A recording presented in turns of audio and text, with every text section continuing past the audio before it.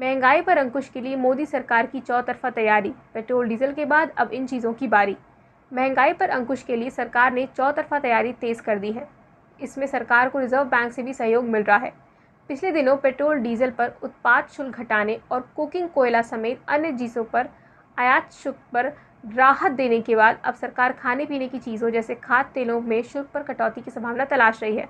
मामले से जुड़े सूत्रों का कहना है कि इसके अलावा सरकार उद्योगों को राहत देकर आम आदमी तक सस्ते सामान उपलब्ध कराने के उपायों पर भी विचार कर रही है।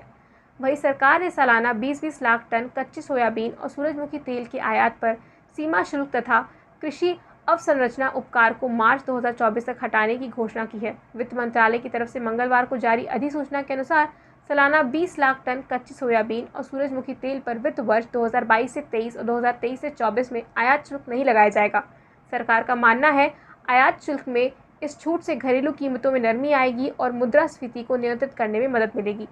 विशेषज्ञों का कहना है कि पिछले दिनों ईंधन पर कर में कटौती और लोहा, इस्पात, कोयला, प्लास्टिक और सीमेंट की कीमतों को कम करने के उपायों से खुदरा महंगाई कम हो सकती है। उनका कहना है कि मई में खुदरा महंगाई दर घटकर 6.5 से 7.3% रहने की संभावना है। इसके अलावा जून के बाद महंगाई में 0.40% तक गिरावट आ सकती है। उपभोक्ता मूल्य सूचांक आधारित मुद्रास्फीति अप्रैल में 8 साल के उच्च स्तर 7.79% पर पहुंच गई। नोमोरू के विश्लेषकों का कहना है कि निश्चित तौर पर ईंधन कर में कटौती का प्रत्यक्ष और अप्रत्यक्ष असर निकट भविष्य में महंगाई पर पड़ेगा और इसमें 0.30 से 0.40 तक कमी आने की संभावना है। महंगाई रोकने को जीएसटी में संशोधन अभी टलेगा। सरकार का जोर फिलहाल महंगाई को नियंत्रित करने के उपाय पर है। रिजर्व बैंक ने भी महंगाई को सबसे बड़ी मौजूदा चुनौती करार दिया है। ऐसे में जीएसटी में संभावित संशोधन टलने की आशंका है। मामले में जुड़े सूत्रों ने कहा कि कुछ वस्तुओं को 18% कर श्रेणी से हटाकर 28% में करने और मौजूदा समय में कर के दायरे से बाहर की कुछ वस्तुओं को 5% कर के दायरे में लाने पर विचार हो रहा है। हालांकि महंगाई के रौद्र रूप को देखते हुए जीएसटी में बदलाव पर फिलहाल फैसला होने की संभावना नहीं है। आयात पर राहत देने की तैयारी। ईंधन और कुछ चीज़ों पर उत्पाद शुल्क हटाने के बाद सरकार अब खाद्य पदार्थ के आयात शुल्क पर कटौती के विकल्प पर विचार कर रही है।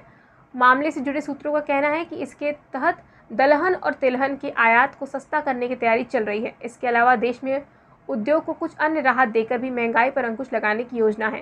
विशेषज्ञों का कहना है कि सरकार के इस कदम से राजस्व में कमी आने से राजकोषीय घाटा बढ़ेगा, लेकिन महंगाई पर अंकुश लगाने में यह मददगार साबित होगी। उत्पाद शुल्क में कमी से आने वाले समय में मुद्रास्फीति की तेजी पर अंकुश लगाने और मौद्रिक नीति को पूरक रूप में मदद मिलेगी। हमारा अनुमान है कि मई 2022 में खुदरा महंगाई दर 6.5 से 7% के बीच रहेगी।